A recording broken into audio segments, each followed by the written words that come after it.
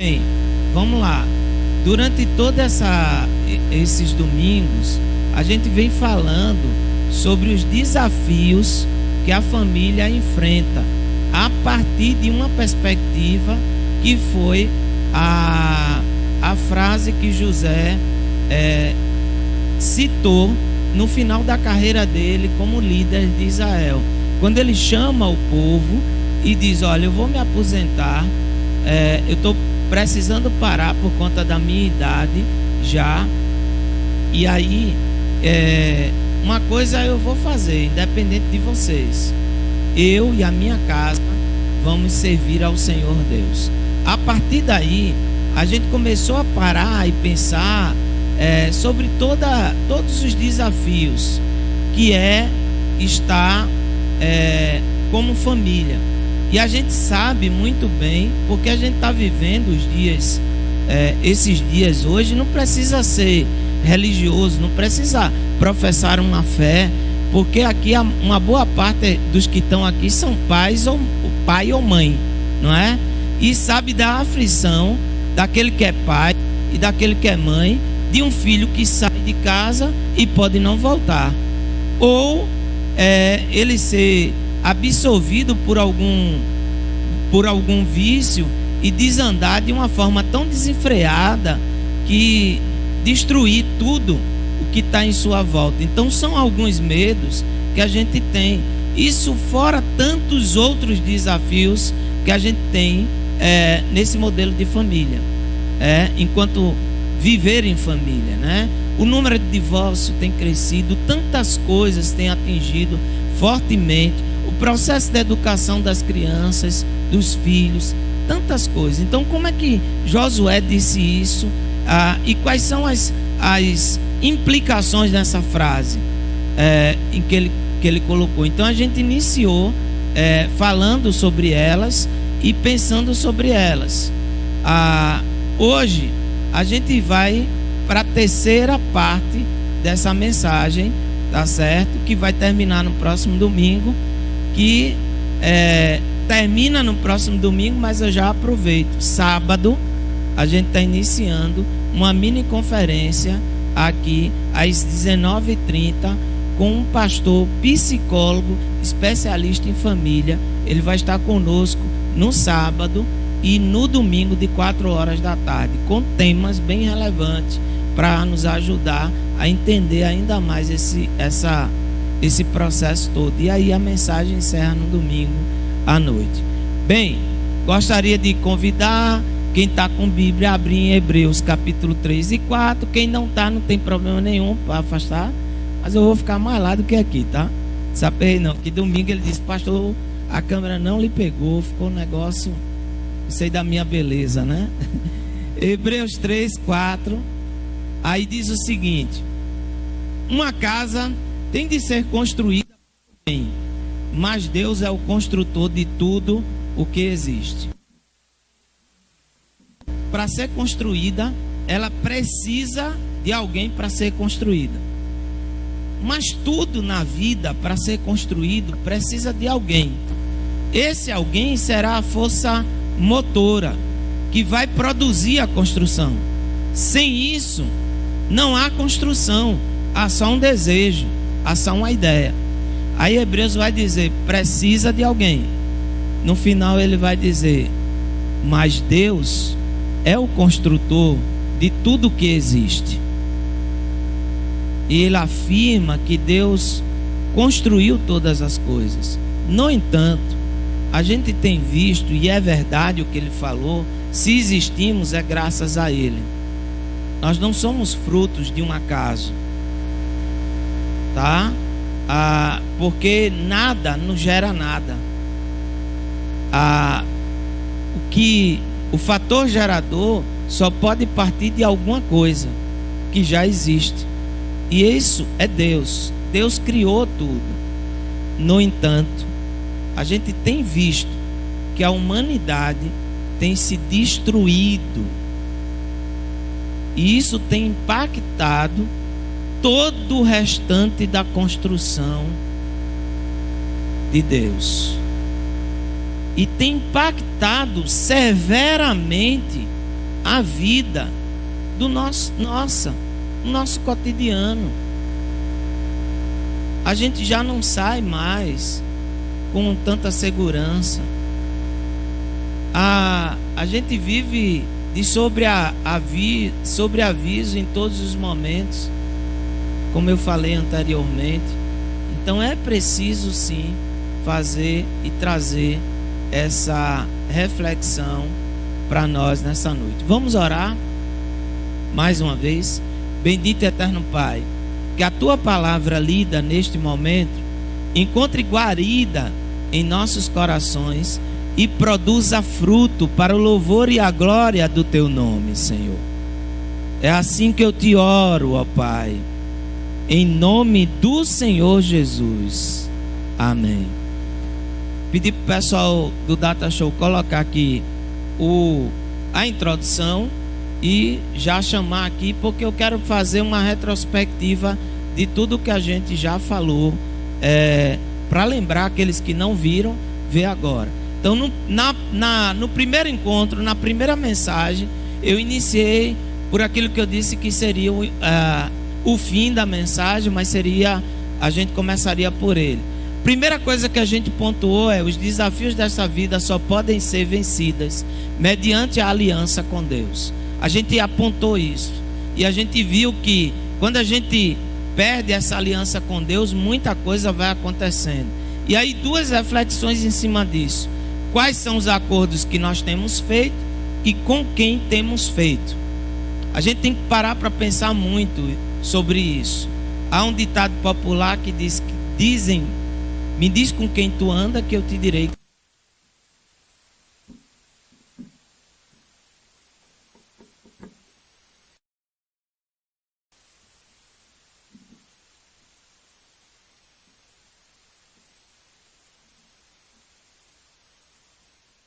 E somos influenciados. Basta dizer a forma como você se veste. Hoje, por exemplo, uma boa parte dos homens estão usando barba. Por quê?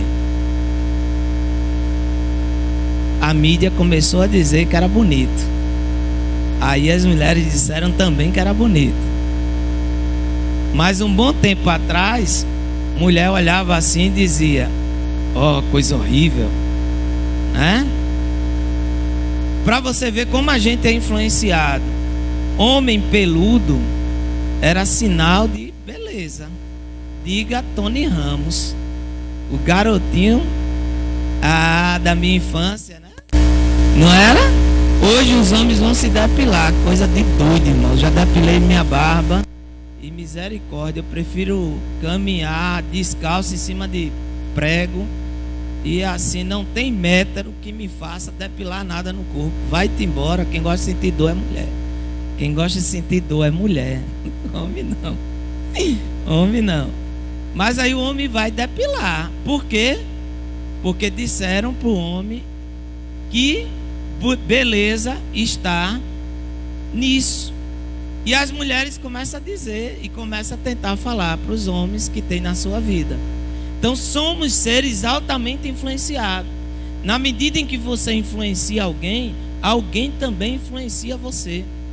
Se a gente parar para perceber e parar para ver, a gente vai ver que muita coisa entrou dentro da nossa casa, porque a gente começou a caminhar com pessoas e passou a ser natural. E isso começou a destruir. Então é muito importante a gente ver isso. A gente olha, entende quando a nossa aliança com Deus é rompida, a gente começa a enfrentar desafios. E aí as duas perguntas, elas são muito atuais: quais são os acordos que nós temos feito e com quem nós temos feito?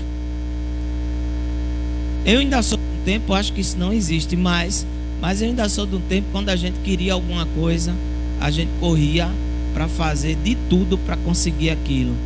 Deus era a última pessoa sempre a ser perguntado. O que é que você tem feito para adquirir ou conseguir as coisas? Quais são os seus desejos? Você tem submetido à vontade de Deus? Então são essas perguntas que a gente precisa.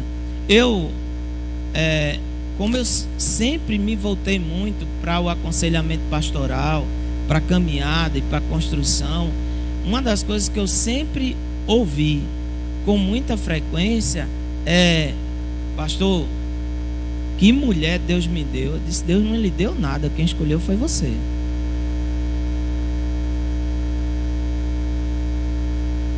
Eu nunca vi, nos meus 49 anos, de 49 anos que eu tenho aí, pelo menos, brincando por baixo, 30 anos dentro do Evangelho. Eu nunca vi Deus descer do céu e dizer: Joás, casa com Anne. Nunca vi Deus dizer isso. A Bíblia nos ensina a orar, e eu aprendi a orar pelo meu casamento, futura esposa. Mas a escolha foi minha. E é muito importante a gente entender isso. A segunda coisa, a violação da aliança fez com que a humanidade ficasse mais voltada para o eu. Você já parou para pensar que hoje nós somos extremamente voltados para nós mesmos? Até uma música que se tornou um hit aqui em Pernambuco era beber, cair, levantar. O que é que importa? Beber, cair, levantar. O que é que tem atrás disso? Faça a sua vontade, satisfaça o desejo do seu corpo. Então a humanidade ficou extremamente voltada para si, e as pessoas passam a justificar os seus erros a partir do vitimismo. Eu roubo porque eu sou pobre, eu estou usando droga porque eu não tenho pai e mãe, ou assim, um assado. Mas elas não assumem que elas estão voltadas para ela mesma e se tornaram escravas dos seus próprios desejos. E aí vem toda uma consequência. A gente viu isso. Pode passar, pode ir para o próximo slide. Joás, Dani, estou percebendo que vocês estão conversando. Por favor, nos ajude aqui. Não gosto de fazer isso, tá? Mas por favor, Joás não, Joel, perdão. A promessa é que a gente nunca pode esquecer dela, porque não foi feita por homens. É muito fácil dizer a Joás, confia em mim que amanhã eu vou te dar o carro que tu queres, e nunca acontecer. David casou um dia desse. É muito lindo o casamento, a cerimônia. Se eu pudesse, eu me casava todo dia. É lindo demais. E a gente diz: eu vou te amar, vou te amar doente, eu vou te amar de todo jeito. Basta o bendito do homem deixar o vaso melado, a mulher diz: eu vou te mandar para casa da tua mãe. A promessa é esquecida. Basta a mulher fazer uma coisa que a gente não gosta, que a gente diz: ô bendita, não sabia disso. Então essa promessa, ela não é de homens, ela é de Deus para nós. E não foi o homem que fez a Deus, mas foi Deus que fez a nós. E a gente não pode esquecer dela. E qual é o conteúdo da promessa? Primeiro, Deus vai dizer: ninguém será capaz de lhe resistir. Então o que é que quer dizer isso? Toda a dificuldade que surgir na sua vida não é para lhe destruir, porque eu estou com você. Você tem que crer nisso. Tem que crer. Não é só comprei a casa, eu creio em Deus. Não, estou no barraco, eu creio que a promessa de Deus vai ser cumprida na minha vida. Ninguém vai me resistir, porque Deus está comigo e eu preciso estar com Ele. A outra promessa de Deus para Josué, que também é para nós: eu, o Senhor Deus, estarei fortalecendo aquilo que já tinha sempre com você. Ele quer dizer que está em todos os momentos. E a gente lê Salmos 23 e a gente precisa ser como um salmista nesse salmo: ainda que eu ande pelo vale da sombra e da morte, não temerei a nada, porque Deus está comigo. Você pode ter medo, o medo faz parte da natureza humana, mas não ser dominado pelo medo. Um pastor brasileiro foi diagnosticado com câncer, e durante um bom período da vida dele, a situação clínica piorou. E aí chegou um momento que na igreja ele disse o seguinte: olha, queridos, duas coisas eu quero dizer para vocês. Ou eu verei a glória de Deus, ou vocês verão o milagre dele. Se Deus quiser, ele pode me curar, e todos nós veremos o milagre. Mas se ele não quiser, eu o verei face a face. É essa certeza, tá entendendo? É essa certeza. Deixa eu abrir um parênteses aqui para lembrar um pouquinho, e para tentar deixar muito pessoal para a gente.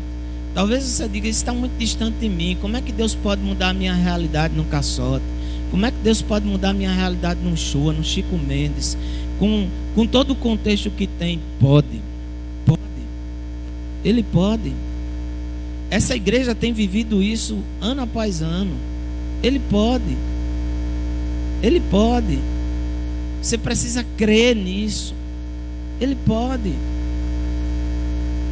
O ano passado nós fomos atingidos por aquela enchente que ninguém esperava, ninguém nem imaginava. Eu nunca imaginei aquilo na minha vida.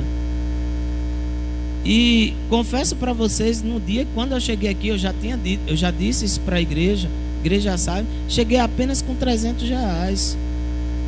E durante 22 dias saiu desta igreja 700 refeições por dia. É um Deus que pode. É um Deus que move. É um Deus que faz. Então você precisa crer nisso. Porque se você não crer nessa promessa, você vai fazer alianças. E essas alianças vão lhe custar muito dinheiro. E vão lhe custar muito da sua vida. Melhor dizendo, dinheiro não, muito da sua vida. Terceira coisa que Josué fazia, que o apóstolo Paulo fazia e que a gente precisa fazer. Olha a história, irmãos. Mas não olha só a história dos outros, não. Olha a tua história. Eu já contei para a igreja e o quanto, em alguns momentos da vida, que eu paro para olhar e olho para trás e olho para o hoje. Para frente eu não tenho como, mas olho para o hoje. Para frente só com os olhos da fé. Para o hoje. E aí eu vejo como Deus foi fiel a mim em todos os momentos. Como Deus tratou da minha vida. Como Deus cuidou. Onde Deus me colocou. Então olha para a tua história. Olha o quanto de livramentos que Deus tem te dado. Olha como Deus tem renovado as tuas forças. Tem te sustentado. Aquele momento que você passou desempregado, pensava, passou. Olha para isso. Porque isso vai fazer com que a gente sempre se lembre que Deus nunca nos abandonou. Nunca nos abandonou. A quarta coisa, seja forte. E ser forte sem Deus é impossível. É impossível. E ser forte não é aquele indivíduo que resiste a tudo, que nada o atinge. Ao contrário, ser forte só pode ser forte aquele que observa o Evangelho de Cristo e procura cumprir o Evangelho de Cristo. Porque o Evangelho de Cristo, entre muitas coisas que ele vai me ensinar, é humildade. Se você hoje está de pé, cuide, porque amanhã você pode cair. E aí eu passo a não julgar mais ninguém. Eu passo apenas a olhar para o meu próprio umbigo. Cuidado. E eu começo a olhar com muito carinho as coisas que eu tenho. A esposa que eu tenho, os filhos que eu tenho, tudo que eu tenho em minha volta. Certo? Pode passar slide. A outra coisa que a gente viu, isso ali era o início e aqui é o meio. Como é que a gente chega a isso? Através do processo da queda, da desobediência a Deus. 3 coisas começou a fazer parte da nossa vida que antes não fazia: inimizade, sofrimento e trabalho duro. Você já parou para pensar? Olha, existe um grupo muito pequeno mas muito pequeno, que vive com uma condição financeira assim, exorbitante.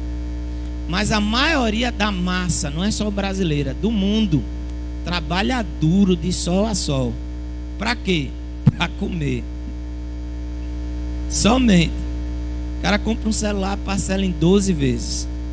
Compra uma TV, parcela no mínimo em 6 vezes. Aí na sexta parcela tem uma queda de energia, puf, te queima. Nada com ninguém, tá? Indireta não. Queima. Aí você vai, tem que comprar outra, passa mais 6 meses pagando. A gente trabalha duro depois da queda para comer, para sobreviver. E o trabalho passou a ser um peso na nossa vida. E a gente passa a viver e inverte as coisas. Aquilo que não tinha tanto valor, aquilo que não tinha tanta coisa, que não tinha tanto valor, passa a ser muito importante. E aí a gente passa mais tempo trabalhando e se desgastando a saúde para poder manter o mínimo do que manter uma qualidade de vida com a família. Aí a gente chega em casa cansado, irritado. E quando o tal do homem escuta dizendo acabou sem dinheiro, sou eu não, viu? Já fica de cara feia.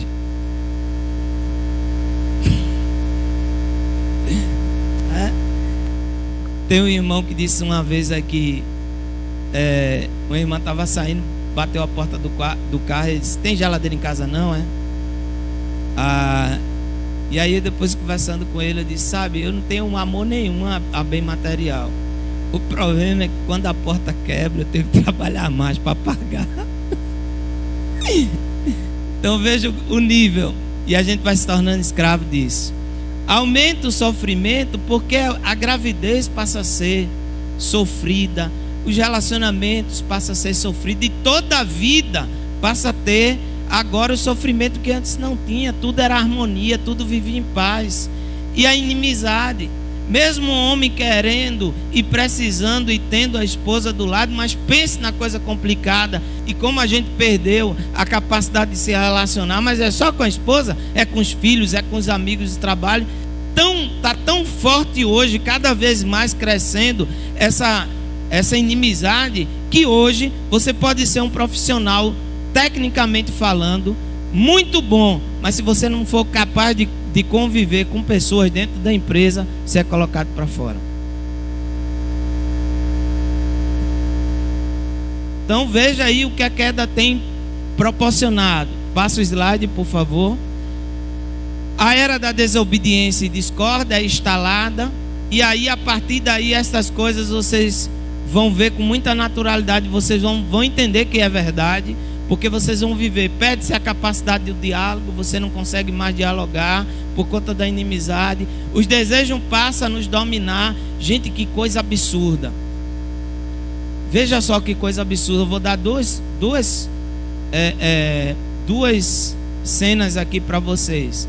A primeira cena é que saiu uma reportagem num jornal local de uma paraibana, não revelou o nome, mas de uma paraibana que tinha uma compulsão por sexo. E ela entrou com ação judicial. Veja que loucura, veja que coisa absurda, que coisa doida. Ela entrou com ação para que a empresa permitisse que ela, a cada 1 hora trabalhada, saísse para se masturbar. E aí essa reportagem trouxe uma outra personagem de uma mulher também, tem a homem, mas de uma mulher também, contando a história, e ela chorando porque ela tinha um filho. Ela disse: eu estou cansado de mentir para o meu filho, mas eu não consigo me controlar. Veja que coisa absurda, porque a gente precisa pensar e abrir a mente, porque isso de fato tem enchido os nossos corações. Você escuta relatos e vários relatos de pessoas que têm vícios dos mais diversos, Porque quando a gente pensa no vício, a gente pensa só nas drogas hoje. Mas tem o alcoolismo e tantos outros, o jogo, a jogatina e tantos outros que fazem mal. Você vê uma pessoa viciada no álcool. Eu conheci uma pessoa que já faleceu, que por conta do álcool, ela morreu de cirrose, tão esticada que estava a pele, que não tinha mais jeito. Um colega de escola, aos 24 anos, se ele não bebesse de manhã, o café dele era cachaça, para parar de tremer, para poder ter vida, e ele não conseguia parar. O quanto que isso tem destruído o nosso corpo, o quanto que isso tem destruído a nossa família, e a gente não consegue frear, porque ficamos dependentes deles. E a gente vê uma sociedade toda dessa forma. A mentira passa a ser algo natural na nossa vida, e nós mentimos muito. A gente fala dos políticos, mas a gente mente muito. A gente ficou incapaz de dizer a verdade, e até quando a gente vai se atrasar, a gente inventa uma mentira. A gente não consegue assumir que atrasou porque dormiu demais. A gente está sempre criando porque virou algo corriqueiro, natural. Um retorno à aliança com Deus foi palco de outra mensagem. Pode chamar o próximo slide. E aí, desculpe, volta aí um pouquinho. Não, deixa aí mesmo. Hoje, a mensagem de hoje tem a ver com Hebreus, com a ideia de construção. Se você entende em tudo o que eu falei que há uma necessidade de uma construção nova, então pense da seguinte forma aqui: que você está caminhando e que em um determinado momento você percebe que chegou um abismo, e que para atravessar esse abismo há necessidade de uma construção de uma ponte. A pergunta que você deve se fazer, que nós precisamos nos fazer, é a seguinte: eu quero construir essa ponte? Eu quero ser o agente para construir essa ponte? Se sim, precisamos fazer uma nova aliança com Deus, para que tudo isso que eu mencionei agora há pouco seja restaurado na nossa vida, para começar o novo. Pode passar o slide. Pode passar para o próximo. Pronto. E aí, começa por aqui. Restaurar o nosso coração. E o nosso coração não é músculo. Restaurar o nosso coração é o restaurar o centro das nossas emoções. É como a gente pensa, como a gente reage para as coisas, como a gente está se posicionando em determinadas situações. Isso aqui é muito comum no mundo religioso, e os homens usam com muita facilidade para subjugar as mulheres. E aqui eu quero pensar a partir deles, tá? Eu fiquei em casa, disse não vou trazer, mas vou. Deus mandou, eu vou trazer. Depois tem mais coisas aqui. Veja o que é que o apóstolo Paulo, escrevendo em Efésios 5, 22 a 23, ele vai dizer: esposa, obedeça aos seus maridos, como vocês obedecem ao Senhor, pois o marido tem autoridade sobre a sua esposa, assim como Cristo tem autoridade sobre a igreja, e o próprio Cristo é o salvador da igreja. Os homens no mundo religioso gostam muito disso: eu sou o cabeça da casa. Glória a Deus. Só que ele não leu o restante, e eu destaquei aqui: o homem tem autoridade sobre a casa? Tem. Mas essa autoridade foi dada por Deus, que é referência para ele. Cristo é a autoridade da igreja, e como tal, o Cristo, que é o salvador da igreja. Então o homem deveria ler o restante. Pode passar o slide. Cristo, salvador da igreja. A pergunta é: se eu tenho autoridade sobre a minha esposa, sobre a minha família, porque não é só esposa, é família, e mesmo quem não é cristão sabe disso, o homem trabalha e diz: o dinheiro é meu.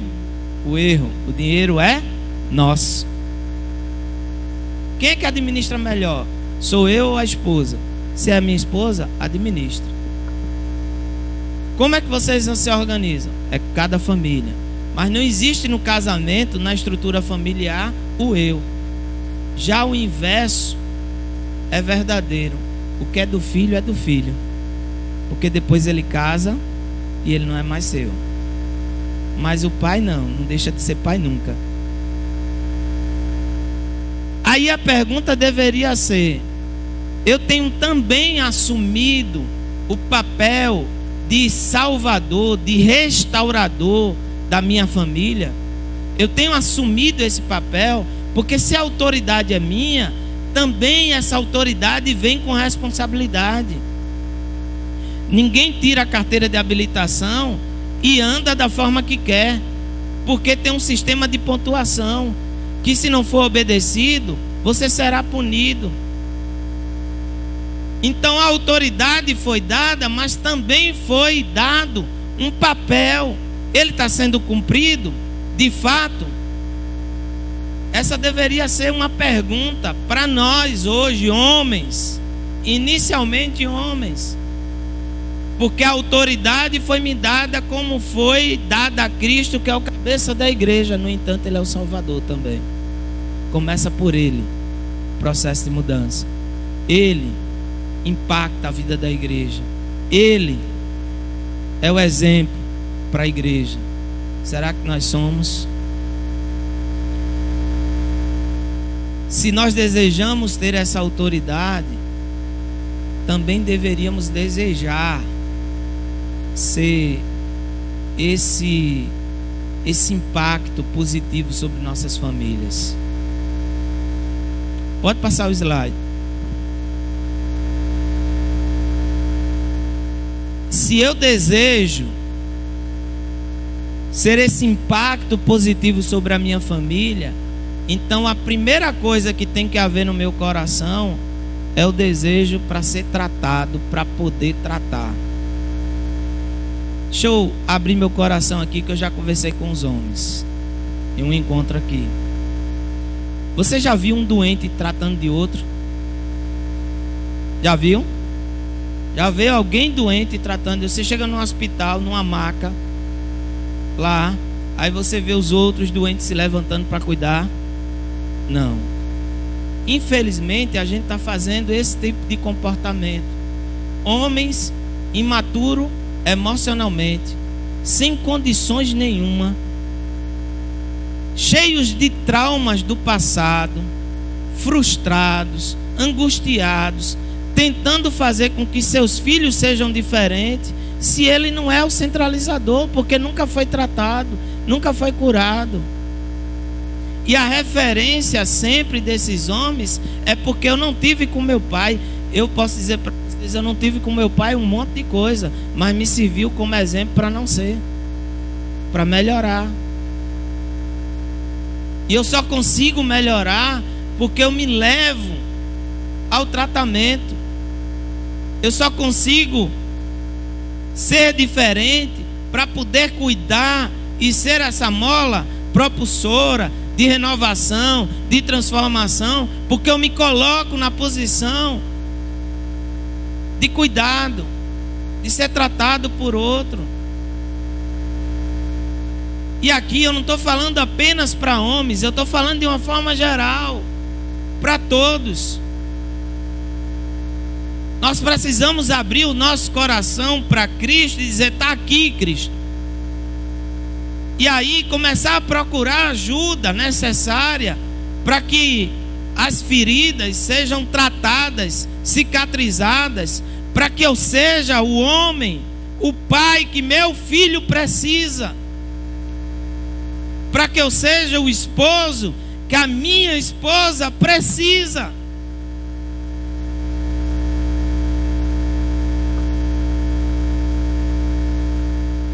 E eu não estou me colocando em local de diferente de vocês, de forma nenhuma. Eu recebo essa palavra para mim. E aí eu trago uma história para mim extremamente emblemática, desafiadora, e que mostra muito essa natureza, deixa rasgada essa natureza do universo masculino, que é a história de Jacó. Gênesis capítulo 32, versículo 28. Então o homem disse: o seu nome não será mais Jacó. Você lutou com Deus e com os homens e venceu. Por isso o seu nome será Israel. Aqui nesse capítulo está contando a história de Jacó, que lutou com um personagem que ele não sabia quem era a princípio. Ele pensava que era ele pensava que era um homem. Depois ele percebeu que não. Mas quem é Jacó? Jacó é um irmão gêmeo que usurpou, desejou a primogenitura do irmão Esaú, e a partir daí ele começou a ser contaminado por esse desejo. Em vez de buscar aliança com Deus, ele buscou aliança com a mãe. E a mãe disse: não, você vai ser o primogênito. Já Esaú era o chegadinho de papai. O que é que aconteceu? Jacó, com a sua mãe, elaborou um plano. No final da vida do seu pai, ele se passou por Esaú e roubou a primogenitura, o direito de primogenitura que era de Esaú. E a mãe botou ele para fora, com medo de Esaú matá-lo. E ele fugiu, foi para a casa do seu tio Labão. Quando chegou lá, Jacó, presta bem atenção, irmãos, presta bem atenção nisso, porque isso aqui está muito arraigado na nossa vida. Como foi que Jacó chegou lá na casa do tio? Em cima de mentira. Construiu a vida como? Em cima de mentira. Como foi a jornada de Jacó? Em arrumos, em ajeitos com outros, não com Deus. Então ele chega na casa de Labão, seu tio, e aí o que é que ocorre com ele? Seu tio o engana. Ele deseja uma esposa, uma das filhas de Labão, e Labão troca, o ilude, e ele termina casado com 2 mulheres, até o dia em que Jacó reconhece todos os seus erros, se larga a ideia da velha pessoa, de continuar com essa vida de mentiras e de conchavos e de ajudas humanas, e volta para encarar o seu passado e viver uma nova história.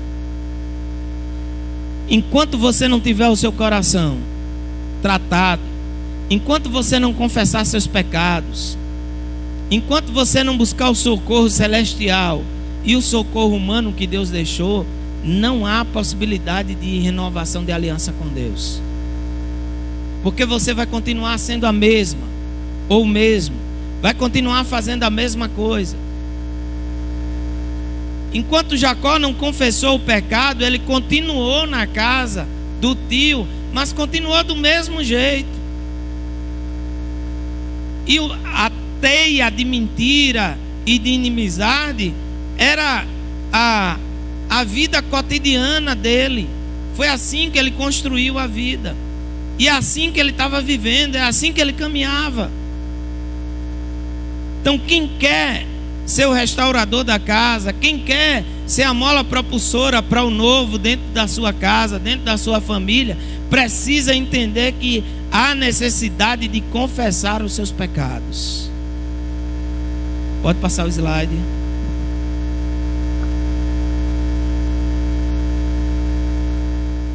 E aí você tem Jacó agora lutando, que ele vai dizer depois que lutou com Deus. Ninguém luta com Deus.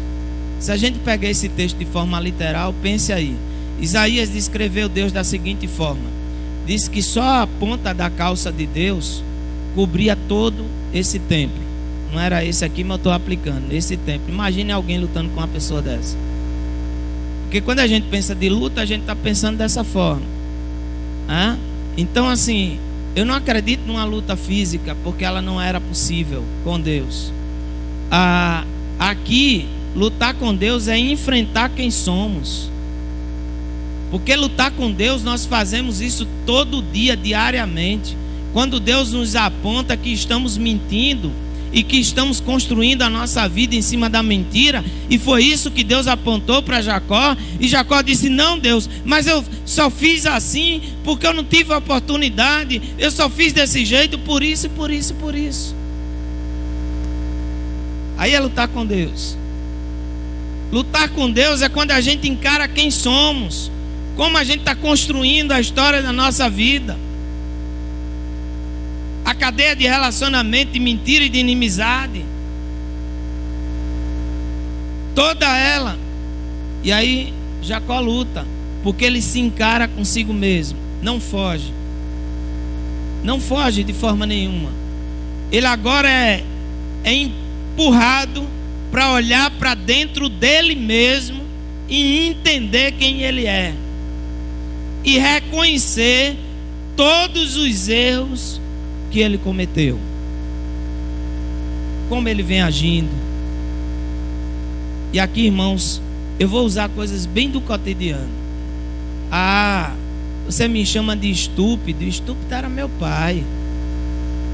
No tempo do meu pai era assim, mas não é mais o tempo do seu pai. Encare, veja onde errou, reconheça seus erros, seja tratado, para que você possa tratar a outros. A segunda coisa,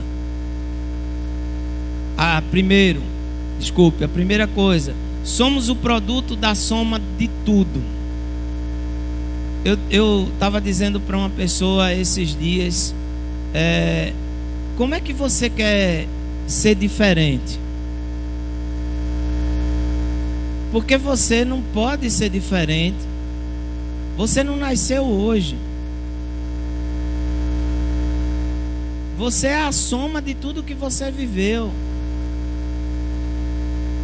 Então tudo que você viveu até hoje lhe desgastou fisicamente e emocionalmente. Trouxe feridas e talvez algumas cicatrizes já. Então você é a soma de tudo isso. E essa soma tem lhe moldado, tem definido quem você é, tem definido a história da sua vida e como você se relaciona com as pessoas. Então não fuja disso. Essa é uma grande verdade. Por isso que o enfrentamento com Deus lhe leva a compreender que você é isso.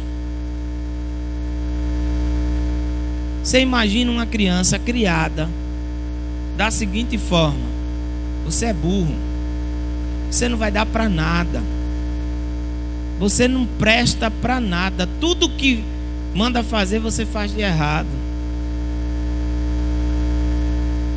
Essa criança vira um adulto e na maioria das vezes esse adulto inseguro, quebrado emocionalmente, castigado pela vida fisicamente. E aí hoje a pessoa entra em um colapso nervoso de crise, e a gente fica dizendo para o outro: eu não te conhecia assim, muda, sai da cama, faz isso. Oxente, e a pessoa nasceu hoje, ela é a soma de tudo.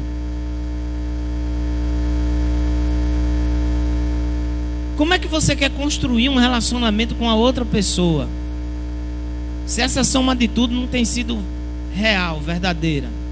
Se você não senta na mesa para que ele lhe conheça e ela lhe conheça, para que os dois possam cuidar um do outro, entender alguns comportamentos, não justifica, explica, mas entender alguns comportamentos.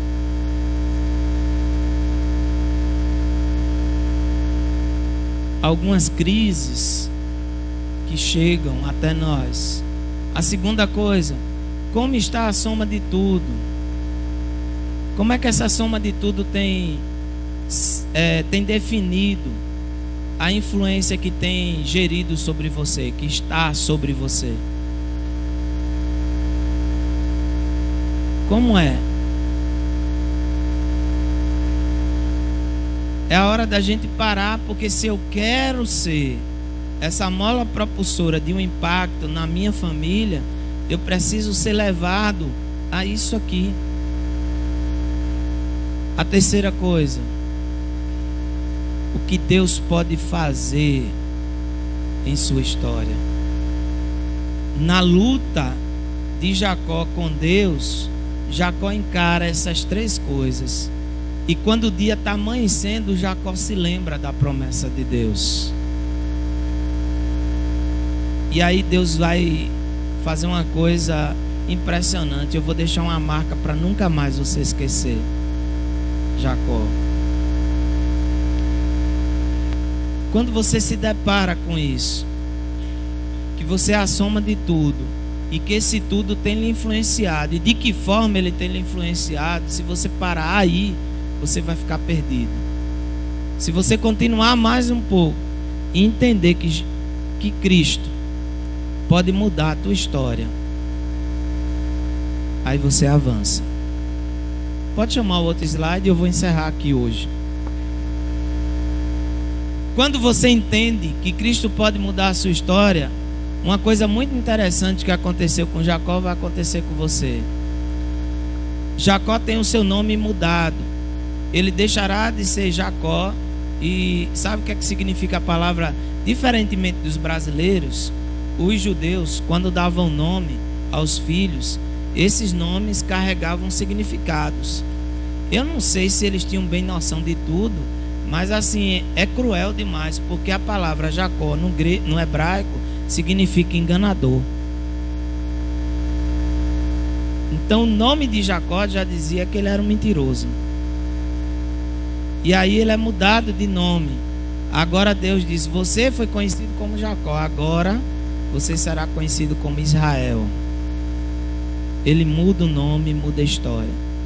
Tem muita gente hoje no Brasil e no mundo mudando só o nome, mas Jesus quer mudar a tua história.